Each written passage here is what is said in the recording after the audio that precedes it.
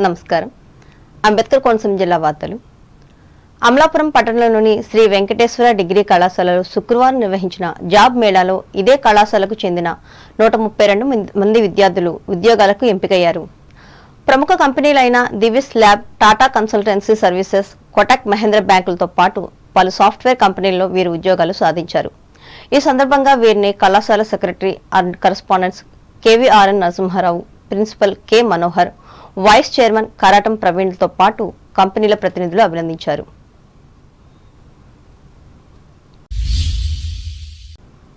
ఏలూరు జిల్లా వార్తలు. ప్రజల చారిత్రాత్మక తీర్పుతో దేశంలో వరుసగా మూడోసారి మోడీ ప్రధానమంత్రి అవుతున్నారని భారతీయ జనతా పార్టీ రాష్ట్ర ప్రధాన కార్యదర్శి గారపాటి సీతారామాంజనేయ చౌదరి తెలిపారు. ఏలూరు పార్టీ కార్యాలయంలో శుక్రవారం నిర్వహించిన కూటమి విజయోత్సవ సభలో ఆయన పాల్గొని మాట్లాడారు. మోడీ నాయకత్వంలో దేశాభివృద్ధి పరుగులు తీయడం వల్లే ప్రజలు ఆయనకు తిరిగి పట్టం కట్టారని అన్నారు.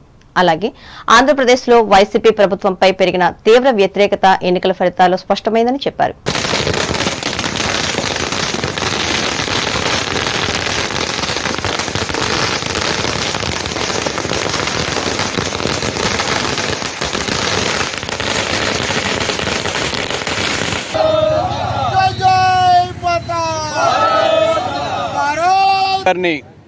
మన భారతదేశ ప్రధానిగా మూడవసారి ఎన్నుకుంటున్న మన ప్రజలందరికీ ధన్యవాదాలు, అలాగే శుభాభినందనలు. ప్రజలు ఆలోచించి అవినీతి లేని సమర్థవంతమైన పాలనకు, అభివృద్ధి, సంక్షేమం రెండింటిని సమానంగా అన్ని వర్గాలకి అందించే ఎన్డీఏ ప్రభుత్వానికి ఓటేశారనేది స్పష్టంగా తెలుస్తోంది మనకి ఈ ఫలితాల ద్వారా. ముఖ్యంగా మన ఆంధ్రప్రదేశ్ రాష్ట్రం చూసినట్లయితే అవినీతి, అక్రమాలు, అన్యాయం, ప్రజాస్వామ్యం లేకుండా చేసి అందరి మీద అడ్డగోలుగా కేసులు పెడుతూ కనీసం వాక్ స్వాతంత్ర్యం కూడా లేకుండా చేస్తున్న ప్రభుత్వాన్ని ఏ విధంగా ఇంటికి పంపించారు. అలాగే ఆంధ్రప్రదేశ్ అభివృద్ధి ఎన్డీఏ ద్వారా మాత్రమే సాధ్యమని బలంగా ఆంధ్రప్రదేశ్లో ప్రజలందరూ నమ్మారనేది ఈ ఫలితాల ద్వారా మనందరికీ తెలుస్తూ ఉంది. ఈ కార్యక్రమంలో పార్టీ రాష్ట్ర ఉపాధ్యక్షులు కోడూరి లక్ష్మీనారాయణ, జిల్లా అధ్యక్షులు చౌటుపల్లి విక్రమకిషోర్లు పాల్గొన్నారు. పాత పశ్చిమ గోదావరి జిల్లాలోని శాఖ గ్రంథాలయాల్లో విద్యార్థులకు నిర్వహించిన వేసవి విజ్ఞాన శిక్షణ తరగతులకు విశేష స్పందన వచ్చినట్లు జిల్లా గ్రంథాలయ సంస్థ అధ్యక్షురాలు చేర్ల పద్మశ్రీ తెలిపారు. ఏలూరు కేంద్ర గ్రంథాలయంలో శుక్రవారం నిర్వహించిన ఈ శిక్షణ తరగతుల ముగింపు సభకు ఆమె అధ్యక్షత వహించి మాట్లాడారు. బాలలు పుస్తకాలు, పత్రికలు చదవడంతో పాటు ఆరోగ్యాన్నిచ్చే యోగా, ఖోఖో, పరుగు పందాలు, విజ్ఞానదాయకమైన కథలు చెప్పడం వంటి వాటిపై కూడా శిక్షణ ఇచ్చినట్లు ఆమె చెప్పారు.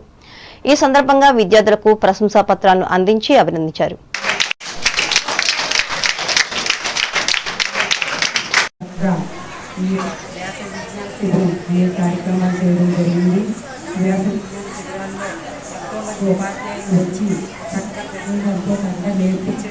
పిల్లలందరూ కూడా ఎంతో చక్కగా నేర్చుకుని వారి కార్యక్రమాలన్నింటినీ వారు నృత్య రూపంలో మాకు చూపిస్తున్నారు. కళ్ళకు కట్టినట్టు వారికి నా హృదయపూర్వక అభినందనలు తెలియజేస్తాను. అలాగే ఇక్కడ ఉపాధ్యాయులు ఎంతో ఆసక్తికరంగా వచ్చి పిల్లలందరికీ వేసవి ఎండలు ఇబ్బంది లేకుండా చక్కగా వచ్చి నేర్పించడానికి వారికి కూడా నా హృదయపూర్వక అభినందనలు తెలియజేస్తున్నాను. అలాగే మా సిబ్బంది అంతా కూడా వారందరికీ ఎంతగానో కృషి చేసి వారికి కూడా హృదయపూర్వక అభినందనలు తెలియజేస్తూ ఈ కార్యక్రమంలో గ్రంథాలయ సంస్థ కార్యదర్శి ఎం శేఖర్ బాబు తదితరులు పాల్గొన్నారు. వార్తలు ముగించే ముందు ముఖ్యాంశాలు మరోసారి. పశ్చిమ గోదావరి జిల్లాలో ఎత్తివేసిన ఎన్నికల నియమావళి భీమవరంలో వెల్లడించిన ఎస్పీ అజిత. తణుకు మహిళా గ్రంథాలయంలో ఘనంగా ముగిసిన బాలల వేసవి విజ్ఞాన శిక్షణ తరగతులు, బహుమతులు, సర్టిఫికెట్లను అందజేసిన మహిళా పారిశ్రామికవేత్త సుజాత. నిరుపేదల ఇళ్ల మధ్య తణుకులో నిర్వహించిన ప్రపంచ ఆహార భద్రతా దినోత్సవం, అన్నం పెట్టిన దాతలు. అమలాపురం జాబ్ మేళాకు ఎంపికైన 132 మంది అభ్యర్థులు, అభినందించిన కార్పొరేట్ కంపెనీల అధికారులు. దేశాభివృద్ధికి మోడీ ప్రభుత్వం చేసిన కృషి వల్లే తిరిగి పట్టం కట్టిన ప్రజలు, ఏలూరు విజయోత్సవ సభలో పేర్కొన్న బీజేపీ రాష్ట్ర నేత గారపాటి.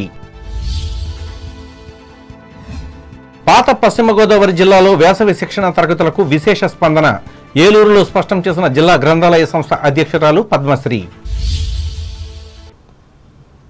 ఈ వార్తలు ఇంతటితో సమాప్తం. నమస్కారం.